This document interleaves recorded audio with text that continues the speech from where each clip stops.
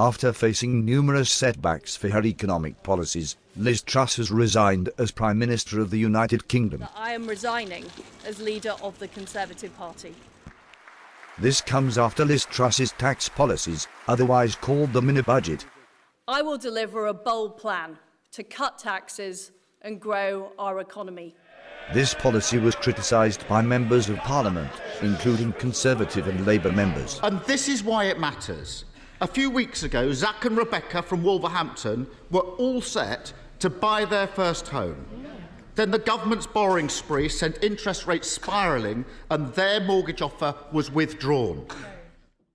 After backtracking on the policy and facing widespread criticism throughout the country, Liz Truss has today announced her resignation as Prime Minister and leader of the Conservative Party. I recognise, though, given the situation, I cannot deliver the mandate on which I was elected by the Conservative Party. I have therefore spoken to His Majesty the King to notify him that I am resigning as leader of the Conservative Party. Leader of the opposition Keir Starmer criticised the Conservative leadership and called for a general election. So we can't have a revolving door of chaos. We can't have another experiment at the top of the Tory party. There is an alternative, and that's a stable Labour government. And the public are entitled to have their say, and that's why there should be a general election.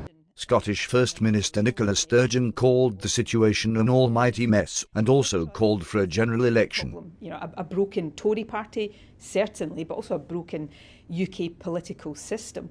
What needs to happen now? Well, on a UK level, there must be a general election. Leader of the SNP in Parliament Ian Blackford called Truss's premiership cataclysmic and called for a general election and Scottish independence referendum. There's a cost to all of this. It's really been an edifying spectacle, really topped off with everything that we saw yesterday, the horrible scenes in the House of Commons last night. It's a government that's run out of time. Former Conservative Prime Minister Theresa May commended the Prime Minister for asking for an orderly transition of power and called for competent government.